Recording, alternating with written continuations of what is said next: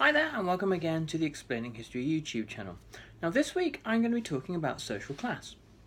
It's something that comes up in history time and again in history lessons when you're looking at things like the Industrial Revolution or the Russian Revolution or things like the liberal reforms under Lloyd George, that kind of thing. And in a way, there should be an understanding of social class in everything you do in modern history, because social class is a kind of a construct of the modern world. The ideas that we have about social class initially originate from the division of labour in the Industrial Revolution.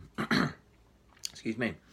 A working class, a middle class, and an upper class who had been a kind of a hangover from the centuries previous, based around landowning and titles and aristocracy and inheritance and all that kind of thing.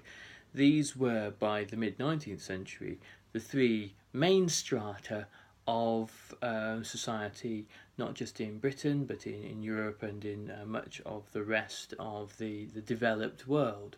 Obviously, when we're looking at the societies that were colonised by Europe, class is a different and more complex, if you will, affair, or at least a kind of a fundamentally culturally different affair. But we won't confuse ourselves with that yet.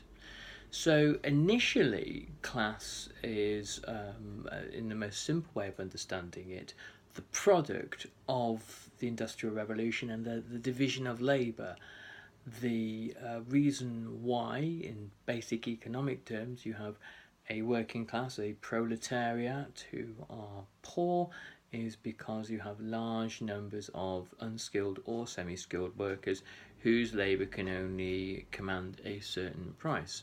An educated middle class, the sort of the technicians, the managers, the people who managed the ownership of property, which is essentially what the law was devised to negotiate in the 19th century, and people that ensured that finance happened, the people in the banking industry, finance, insurance.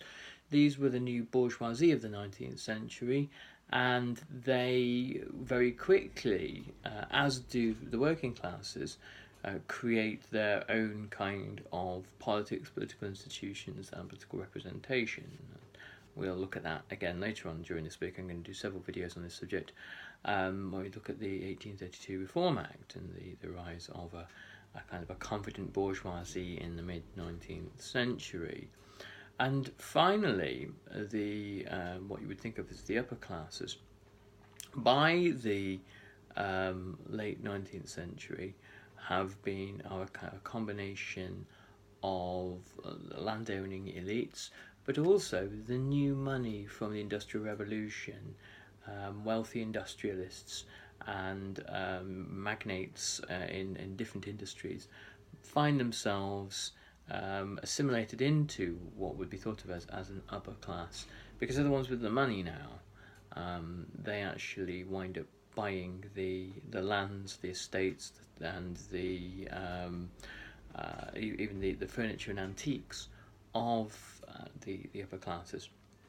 Interestingly, where the great auction houses came from as dissolute aristocrats sold their belongings, these were bought up by the new super rich of the Industrial Revolution, and the super wealthy of the Industrial Revolution were eventually able to kind of assimilate themselves, integrate themselves into the upper classes by obviously acquiring titles and that kind of thing. So there is an interesting coalition of these economic groupings by the mid to late 19th century, that hadn't existed a century beforehand particularly.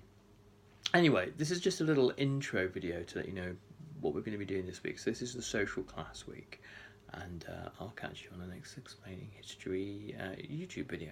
Thanks very much. Speak to you soon. Bye.